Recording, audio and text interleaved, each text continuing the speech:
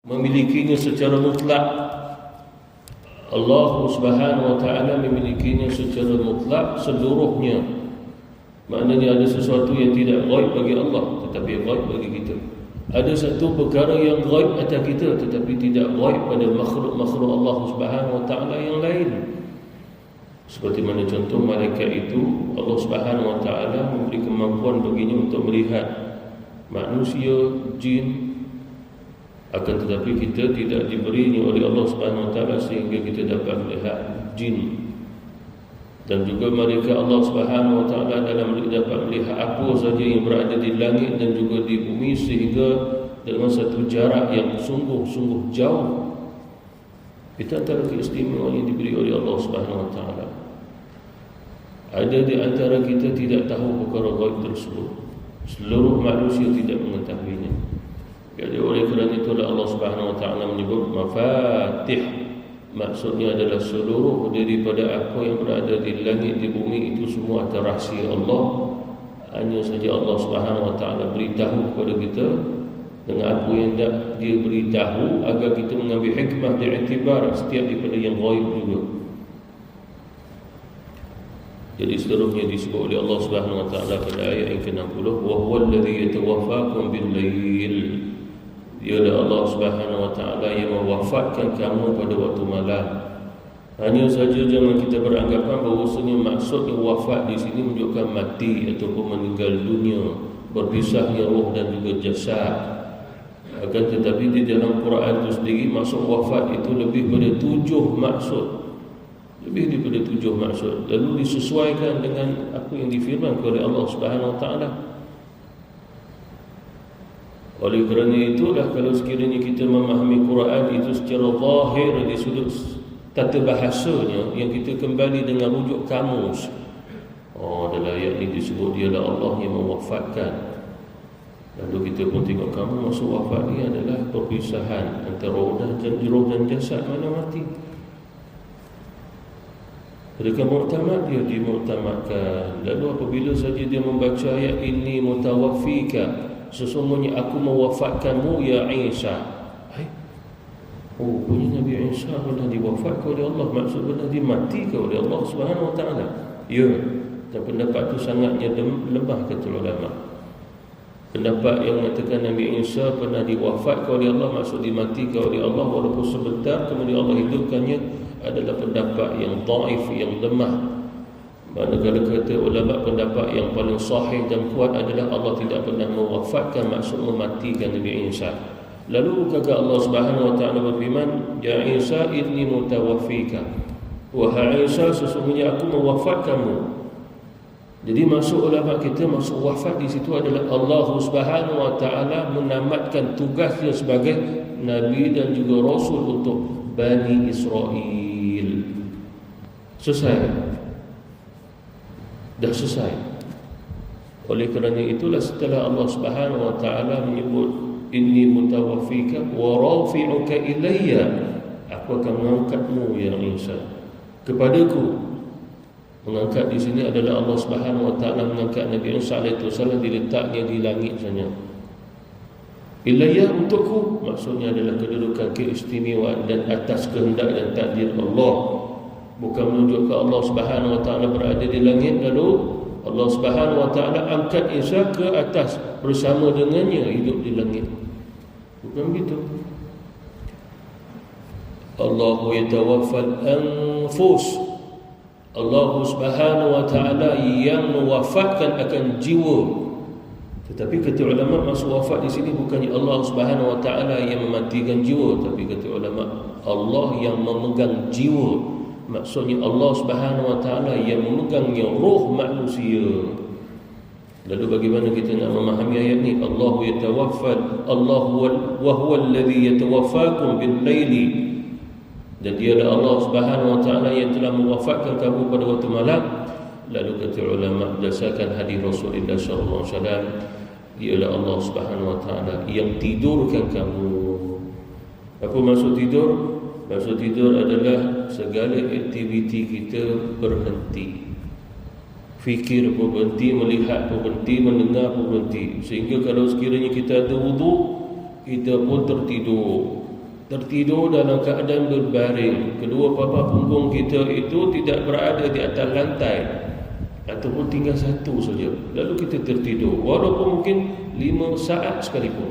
Sebab ta'rif tidur apabila dia dah tak mendengar sesuatu dan tak mengetahui sesuatu, lalu dia pun terjaga walaupun mungkin sesaat sekalipun, maka mengikut ulama kita wuduknya batal.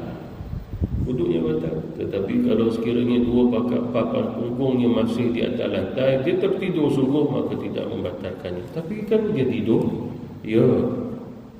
Akan tetapi ulama-ulama mengkaitkan bahawasanya salah satu hukum di situ adalah hukum di mana wuduk terbatal kerana dengan dua papan punggungnya, dan satu lagi keadaan tidak terbatal walaupun tertidur. Mengapa agaknya? Kerana dalil.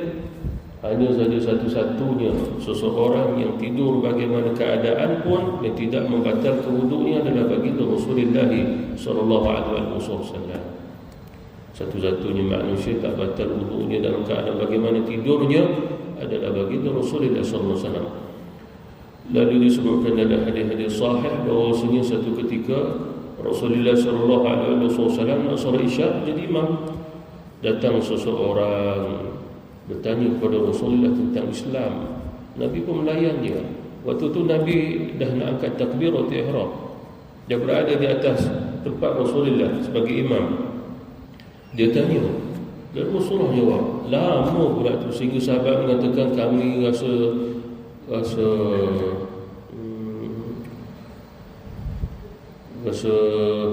apa bahasa Melayu sebut ni? Rasa kesian. Kami merasa kesian sebab Rasulullah berdiri lama melayan orang itu, sehingga kami sendiri tak mampu nak berdiri lama tersebut. Lalu kami pun duduk. Ada di antara kami bersila, ada di antara kami seperti mana dalam tasyahud, ada di antara kami macam iftirashi, macam tawarruk, duduk tahiyat awal, duduk tahiyat akhir. Itu jaga duduknya para sahabat. Kemudian di antara kami tertidur sehingga bunyi dengkurannya. Lalu Rasulullah SAW pun kata as-salah. Lalu Nabi pun bertakbir dan tidak ada seorang sahabat pun yang keluar dari masjid. Begitulah hukum dia. Sehingga bagaimana pula hukum barang siapa yang tertidur maka batallah wuduknya. Iaitulah Rasulullah maksudkan apabila seseorang tidur yang sesungguhnya sehingga salah satu daripada papan punggungnya itu beralih. Begitu. Jadi kata ulama kita ayat ini, wa huwa alladhi yatawaffakum bil laili, dialah Allah Subhanahu wa taala yang tidurkan kamu pada waktu malam. Wa ja'alna al-laila libasa, dan dialah Allah Subhanahu wa taala yang menjadikan kamu waktu malam itu libasa, pakaian yang menutupi. Malam itu ibarat seperti mana pakaian yang menutupi tubuh. Jadi malam ni kegelapannya adalah menutup diri kita juga. Lalu sesuai untuk kita tidur. Betul. Kerana Allah yang menciptakannya. Lalu kata ulama bahawasanya tidur ini bukan satu al-ikhtiyarah 100% daripada kita. Apa maksud al-ikhtiyarah? Kita pilih untuk tidur, lalu dia akan tidur. Tidak. Ada di antara kita nak tidur, tak tidur.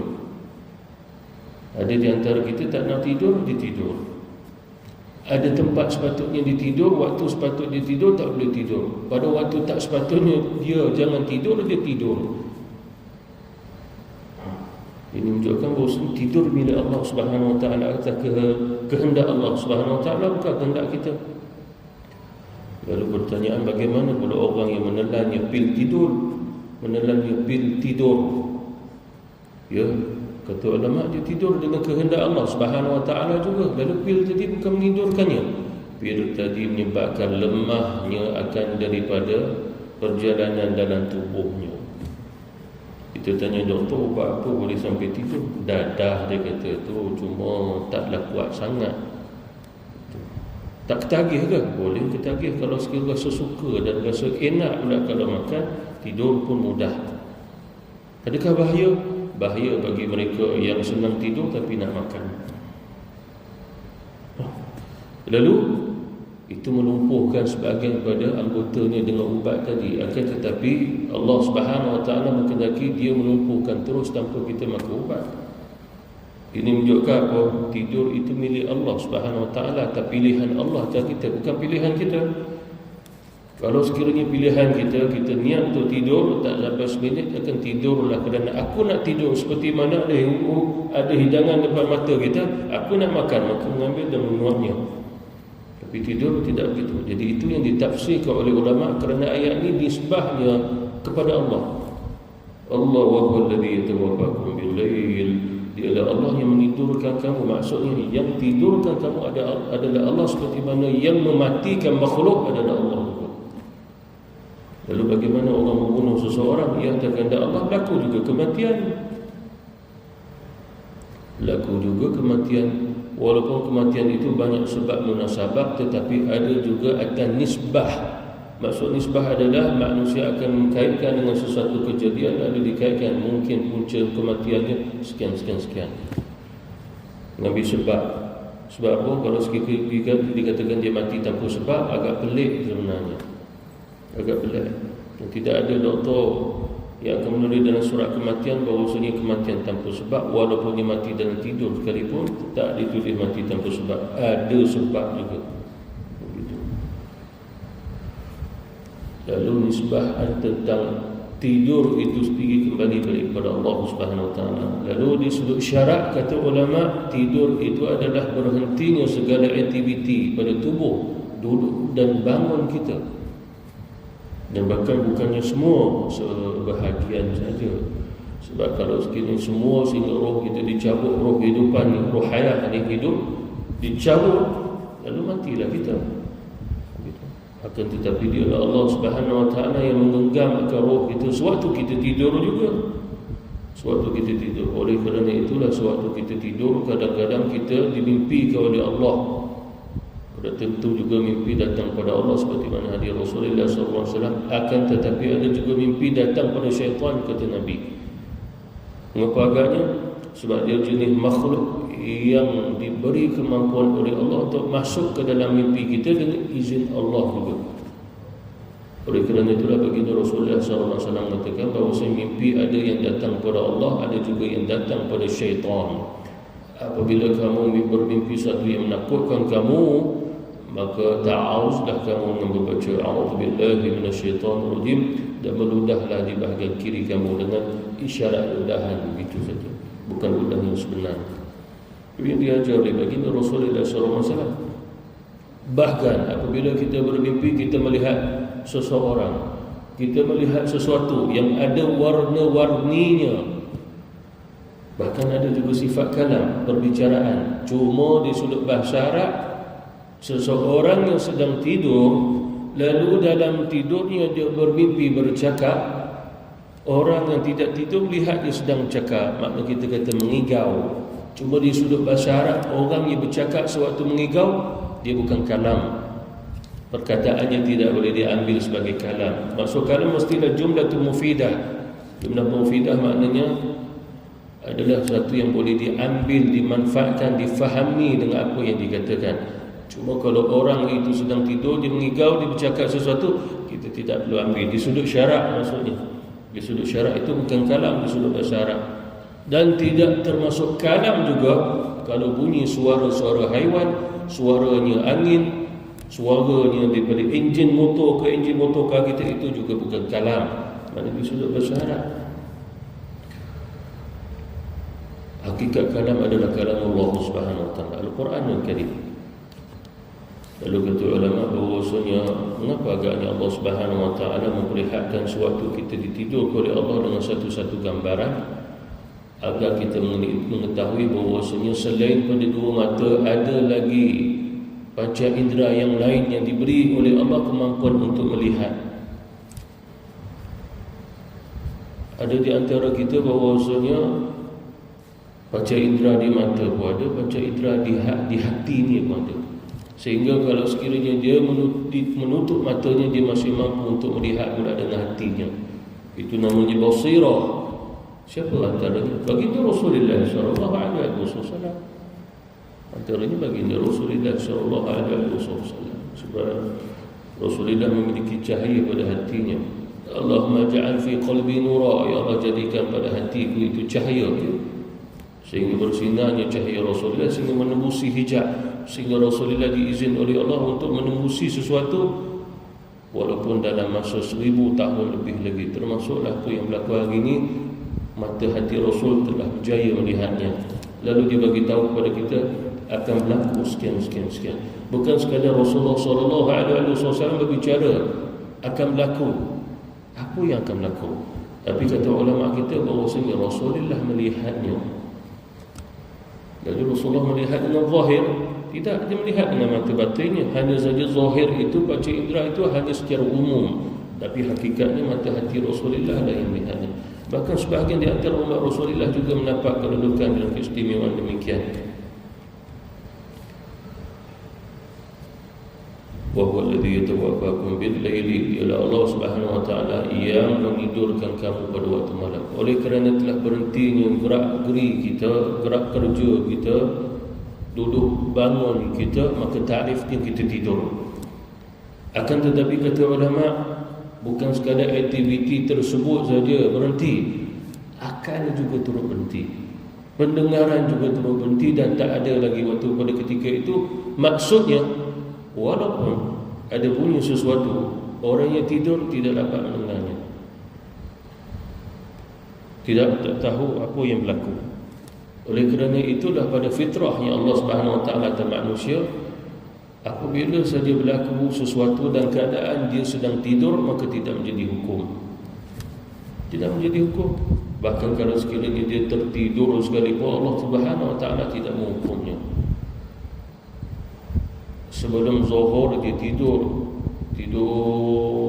tak terjaga langsung sehingga dah masuk asar, maknanya dia tak solat zuhur. Tapi kata ulama Allah Subhanahu wa taala, sekiranya itulah Allah menghendaki dia tidur sampai begitulah keadaannya, maka Allah tak beri dosa. Kenapa agaknya? Kerana dia tidur sebelum zuhur lagi. Akan tetapi kalau dah masuk waktu zuhur, dia pun tidur, Allah menidurkan dia juga sebab dia nak tidur, Allah bagi. Akan tetapi dia bangun dan masuk asar, maka dia menanggung dosa kerana meninggalkan solatnya. Hadis Rasulullah, hadis sahih, Allah Subhanahu wa taala memerintahkan malaikat pencatat, yakni yang menulis amal hamba-hamba Allah. Wahai malaikatku, kalau sekiranya dia sedang tidur, maka janganlah engkau menulis apa-apa padanya. Kerana apa? Kerana aku dah berhentikan semua aktivitinya. Selesai. Maknanya seseorang kalau sekiranya melakukan sesuatu sewaktu dia tidur, dia tidak tahu pada zahir, kerana dia waktu dia tidur, maka tidak dijadikan hukum. Tidak dijadikan hukum. Itu di sudut syarak kita. Dan disebut oleh Allah Subhanahu wa taala bil-lail, pada waktu malam ini, menunjukkan bahawa Allah memilihnya anak-anak Adam disesuaikan akan kehidupan mereka siang dan malam adalah dengan tidur itu dipilih oleh Allah pada waktu malam. Akan tetapi pada waktu siang Allah mengambilnya barang siapa yang mahukannya.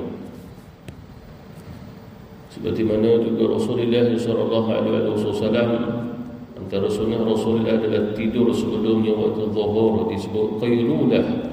Bahkan ulama-ulama kita mengatakan tidur pada ketika itu disunatkan walaupun sebentar, iaitu tidur sebelum masuknya zuhur. Qaylulah itu adalah sunnah Rasulullah, kerana Rasulullah mengatakan bahawa qaylulah lah kamu disebabkan nanti kamu akan mudah untuk bangun malam. Kerana apa? Pada hikmahnya kata ulama, qaylulah itu adalah pilihan seorang hamba dengan niat nak bangun malam, maka Allah tidurkan dia walaupun 5 minit. Allah memuaskan tidurnya seperti mana dia dah tidurnya macam 5 jam. Itu hikmahnya. Oleh kerana itulah Sayyidina Umar mewajibkan pada zaman pemerintahannya, sebelum zuhur kamu kena tidur walaupun sebentar. Pada zaman Sayyidina Umar. Maknanya macam kita hari ni ada office ke apakah, maka bila masuk tengah hari sebelum menjelang zuhur, lebih kurang sejam sebelum ke, pilih antara sejam itu, maka mungkin dalam masa 5-10 minit tidurlah sebentar. Bahkan kata ulama, kalau dia tak boleh nak tidur, maka boleh saja beristirahat pada ketika itu dengan niat agar malam nanti nak bangun untuk solat qiyam. Begitu. Jadi Allah Subhanahu wa taala memilih dengan niatnya, oh dia tidur kerana malam nanti dia nak bangun berqiyam, aku tidurkan dia walaupun 5 minit. Tetapi kalau sekiranya orang niat tidurnya bukan kerana itu, oleh kerana itulah juga Allah menghendaki nak tidurkan dia, tidur cuma dia akan sukar untuk bangun malam kerana dia tidak niat itu. Allah memudahkan usaha seseorang apabila dia niat dengan ibadah tadi kerana Allah balik. Jadi oleh kerana itulah Allah memilih anak-anak Adam disesuaikan waktu tidur itu pada waktu malam. Mengapa agaknya? Disebabkan anggota kita, aktiviti kita telah disesuaikan dengan kegelapan malam, disebabkan tidak ada lagi cahaya matahari. Kata ulama-ulama kita, dalam kehidupan kita, kita memerlukan cahaya matahari disebabkan Allah meletakkan cahaya matahari itu sebahagian daripada sumber yang memberi kekuatan pada jasmaniah kita. Akan tetapi bila menjelangnya malam, kekuatan tadi makin berkurang kerana Allah nak sesuaikan diri kita untuk tidur. Oleh kerana itulah apabila seseorang itu dia tukar waktunya, malam dia berjaga, anggotanya hidup, duduk bangun pada waktu malam, tapi sepanjang siang pula dia tidur, maka kata ulama akan menyebabkan mewarisi penyakit pada akalnya nanti. Maka kehidupannya adalah satu kehidupan yang orang kata tidak mempunyai tertib dia lagi. Itu pasal ulama-ulama kita melarang apapun tidurlah kerana Rasulullah tidur. Tapi ada juga orang-orang yang tak tidur. Di antara siapa yang tak tidur? Ada juga seperti Imam Abu Hanifah. Ya, hendaklah kamu ketahui bahawa tidur yang Imam Abu Hanifah tidak sama seperti mana tidur yang kamu. Imam Abu Hanifah dia solat sepanjang malam kerana telah puasnya dia tidur pada waktu siang pada qailulah. Maknanya Imam Abu Hanifah dia buatkan dia akan tidur sepuas-puasnya pada waktu siang qailulah sebelum masuk zuhur kerana dia nak niat untuk solat malam sepanjang malam. Bahkan dia mengkhatamkan Quran dalam solatnya 30 juzuk pada setiap malam selama 45 tahun. Imam Al-Hasan Al-Basri, Hasan bin Ali, Ali Zainal Abidin, Ali bin Husain, itu semua ahli bait Rasulullah sallallahu alaihi wasallam. Antaranya adalah Ali Zainal Abidin, dia solat sepanjang malam juga. Bahkan Abdullah Alwi Al-Haddad juga antara umat Rasulullah yang kita dengar dia lebih kurang 300 tahun. Dia pun antara mereka-mereka yang tak tidur malam sebab mengkhatamkan Quran pada setiap malamnya. Kerana dia telah memilih pada waktu malam untuk bersama Allah Subhanahu Wa Taala. Itu lain kisahnya. Manakala kita pula hari ini boleh jaga malam bukan dengan Allah Subhanahu Wa Taala, itu kisahnya lain. Mungkin dalam masa setahun, 2 tahun sebelum dia menemui Allah, Allah beri petunjuk kepada dia untuk berkhalwah.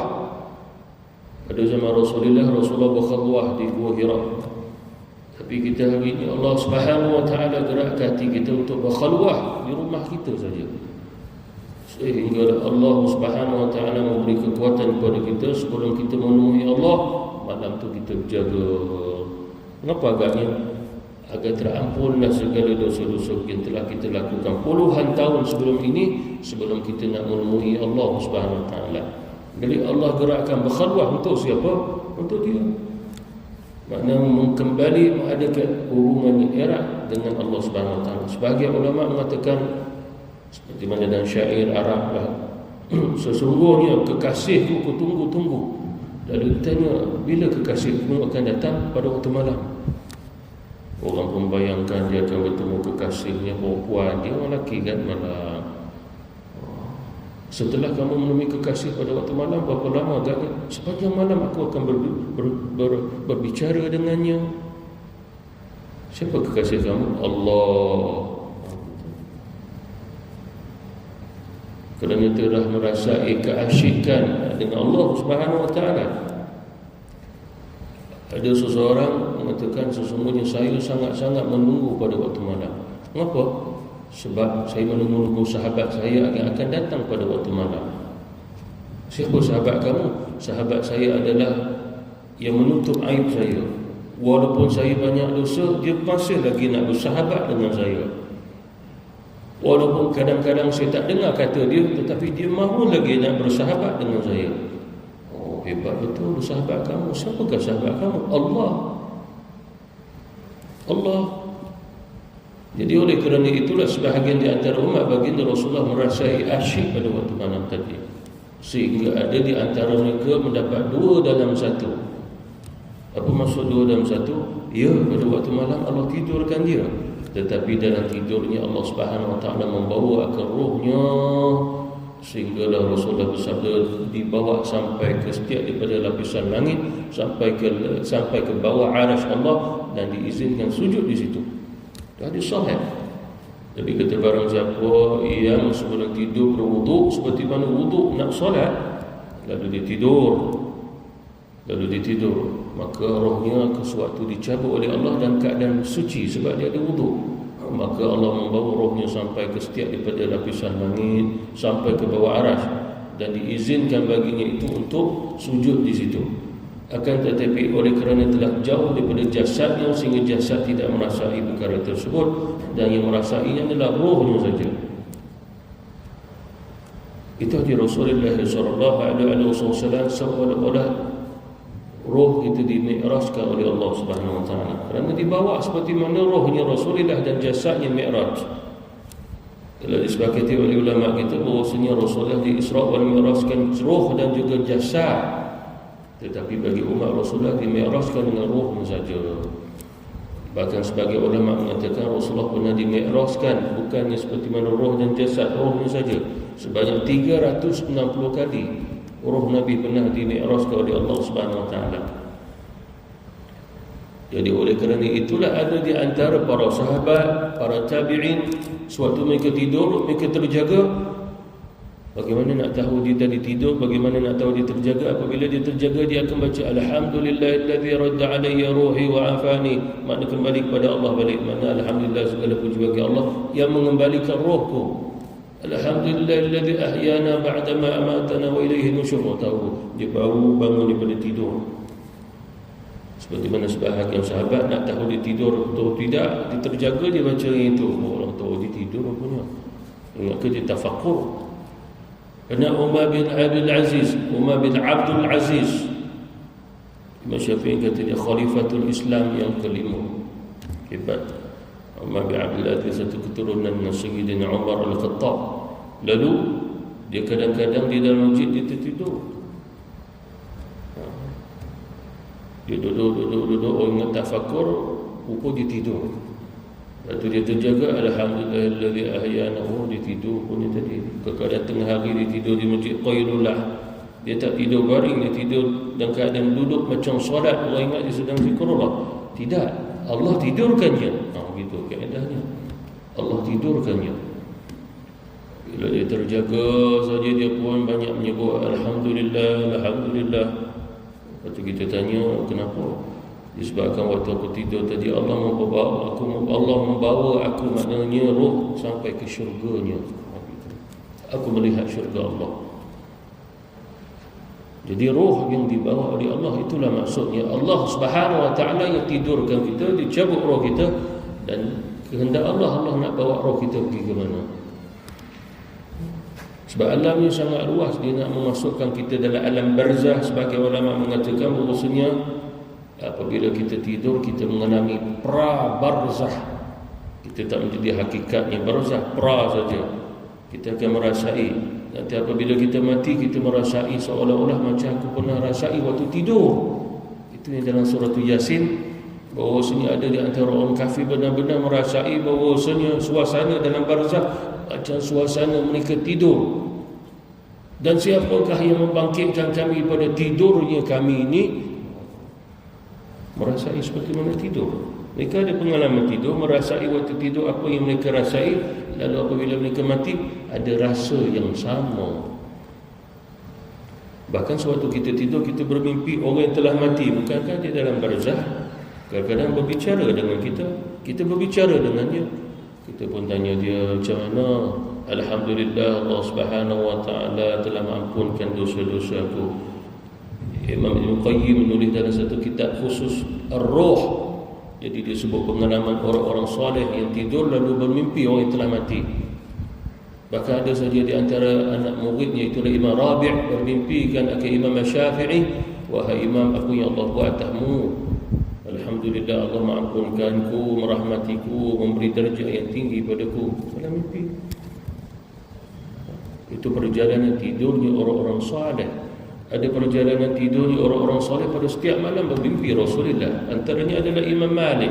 Kata Imam Malik, tidak ada aku tidur pada setiap malam, mereka aku akan bermimpi baginda Rasulullah sallallahu alaihi wasallam. Rasulullah bukankah tengah wafat, ia dalam barzahnya, tetapi barzahnya Rasulullah sallallahu alaihi wasallam adalah satu barzah yang khusus, sehingga Rasulullah diberi izin oleh Allah untuk ke mana saja dia pergi. Ke mana saja hendak dia pergi, dia akan pergi. Oleh kerana itulah kata ulama, kadang-kadang ada 10 orang yang bermimpi malam itu, semua orang soleh, 10 bermimpi Rasul. Setiap seorang tu bermimpi, menceritakan mimpi, semua berlainan, tetapi semua bermimpi Rasulullah.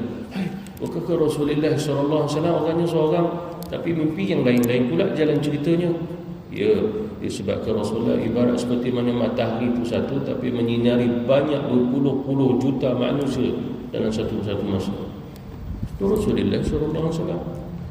Oleh kerana itulah banyak di antara hamba-hamba Allah yang saleh menunggu-nunggu pada waktu malam kerana merasai lazat, wa huwa alladhi yatawaffakum.